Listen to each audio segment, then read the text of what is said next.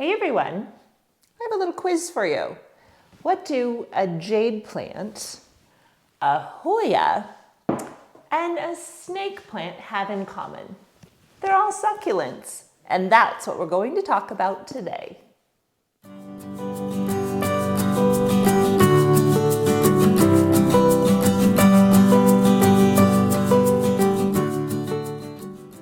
Okay, so if all of these plants are technically succulents, what is a succulent? The term succulent doesn't refer to a particular family of plants. Rather, it refers to all plants who have thick leaves that store water so that the plant can survive episodes of drought. So, technically, any fleshy, thick leaf plant could be referred to as a succulent. Well, we tend to think of succulents as being plants we might find in the desert, like aloe or jade plants or cactus. We can also use that term, however, to classify common houseplants such as this starfish snake plant, really thick fleshy leaves, and it can go a long time without water. Similarly, many peperomia varieties, thick leaves, and perhaps surprisingly, hoya. Not every hoya, but a lot of the varieties, especially the more common ones, have these thick leaves. And so the distinguishing factor is that the leaves store water, so we can let the soil dry out a little bit more when we're taking care of them.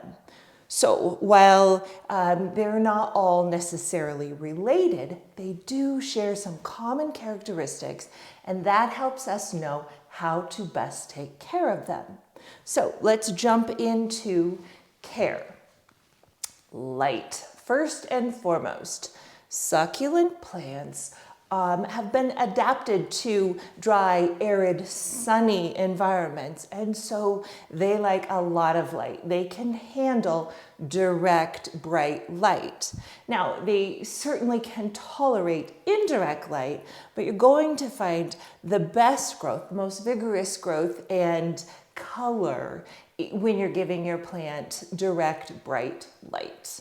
As far as watering, I've already mentioned, we want the soil to almost completely dry out in between waterings. Now that's going to vary somewhat, but we want to give the plant a good soaking when we water it, but just not very often.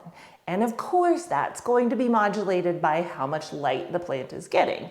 More direct light, it's going to need more water. The soil will dry out more quickly. And conversely, if it's not getting enough light, then the soil will stay a little bit more wet. So that leads directly into a discussion of soil.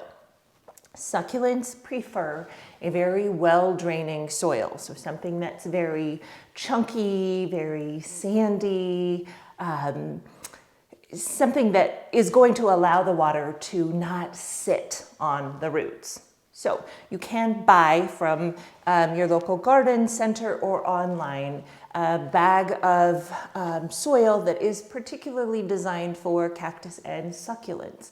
For the most part, that's going to meet your needs. You can also kind of craft your own if you'd like to get experimental, taking a regular potting mix and then adding in a lot of perlite and sand and orchid bark and all the kinds of things that we've talked about in other videos. But you want to be sure, number one, most important, that water does not sit on the roots, that potting soil actually does dry out in between waterings. One characteristic that I find to be really fun about succulents is how easy they are to propagate. Now, in nature, they do it on their own. If a leaf were knocked off, then it would fall to the ground. It would eventually develop roots and become its own plant. Now we can do that in our home environment as well. And I've got an example here. I want to show you this baby leaf that has fallen off from the main plant. And you can see here that it has developed roots and that a wee little baby plant is growing from the tip of the leaf. Now, when the baby plant no longer needs moisture and nutrients from this parent leaf, then the leaf will wither and this guy will be its own little plant. We can also propagate through stem cuttings, and they tend to be really successful as well. This plant has, or this grouping of plants has become a little bit crazy. The succulents have gone rogue, and so I'm gonna do some trimming on this. Okay, let's give this guy a little bit of a trim. So what I want to do is make this a little bit more of a pleasing shape, and some of these have gotten a little bit taller, a little longer than I would like. So this one here, if you can see him, he's got a lot of growth from here on out, but not near as much from this stem on down to the pot. So what I'm going to do on this one, I'm going to make a snip right here where I've already cut before. You can see from that stem, I've already cut him there before. Now, this will very easily root and plant up beautifully. So what I'm going to do is leave this out for a day, maybe 2 days. I want a callus to form on the end of that cut. And then I'm going to replant him right in this pot. And I'm actually going to remove this main stem. It's gotten kind of old and kind of thick, and he's gonna come right out. I'll plant this one in, and then the growth will be more the size that is pleasing to me. Similarly, with this one, most of the growth that I really like on this plant is up here. So I'm going to trim him just above a leaf pair. Again, I will leave him to callus over. I'll remove some of these bottom leaves. And if I really wanted to, I could absolutely make little baby plants out of those as well. Personally, I have enough succulents, so I'm not going to do that, but it is kind of a fun experiment, and it's neat to see the roots grow. So this one is going to be potted up on its own, and I love the furry leaves on this. I think it's so beautiful, and so I will probably turn this one into a little gift plant. Another aspect of succulents that brings me joy is that you can plant them in a variety of different pots and vessels. They're very hardy, so they do pretty well. For instance, I found this cute little container, and I just put wee little tiny succulents inside of there. You could use a pretty mug, a box. As you can see, I just put a variety of different succulents in there that are just unique and different and create a fun mix. Now, I'm going to tell you a secret. With succulents, sometimes I break the rule of drainage, meaning a pot always has to have drainage. Now, with a succulent, because you are allowing the soil to dry out completely in between waterings, you can get away with a pot that doesn't have drainage. You just have to be extra careful with the volume that you are watering. So, do I always recommend it or always do it? No, but sometimes you can get away with it. So I've told you lots of things that I love about succulents. Now let's talk about some potential problems. The number one question that I get asked about succulents is, why is my plant dying? Or why do I keep killing my succulents? And the answer is almost always overwatering.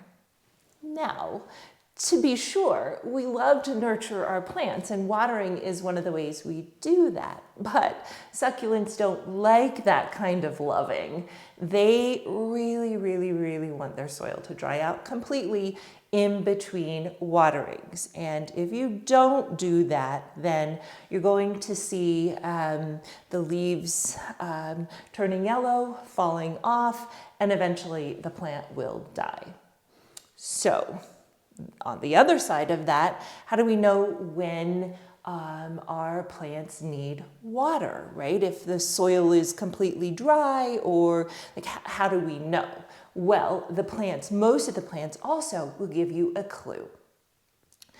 As you can see here, this leaf is quite wrinkly, and when I pinch it, you can see it folds right in half without a whole lot of resistance. That plant needs water. Okay, another potential problem that we see with succulents is they get long and leggy.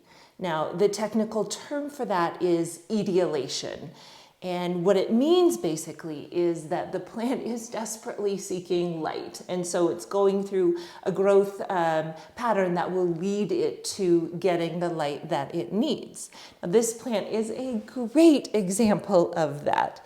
He has been rather neglected. In fact, until very recently, he was in an east-facing window, which is, especially in the winter in the northern hemisphere, not going to be enough light for a succulent. So you can see he has grown long and curved around, and he's like, please, where's the light?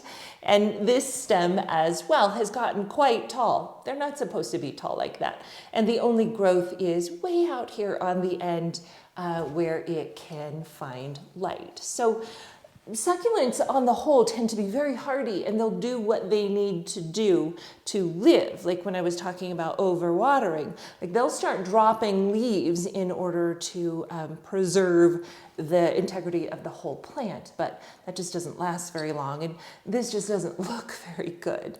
So in order to save this plant, there's nothing I can do to create growth on this stem. There's nothing I can do to make this guy not long and floppy and leggy. And so what I can do is create a couple of new plants out of this stem right here. I can cut him off a couple of places, let the cutting callus over, and then pot him up. So a great example of what not to do.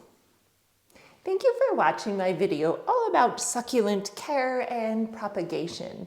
If you enjoyed it and perhaps learned something new, maybe you could send it to a friend. Share the succulent love with them.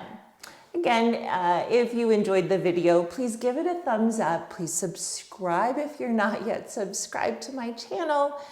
And leave me any questions in the comments below. Until next time, my plant friends, keep growing.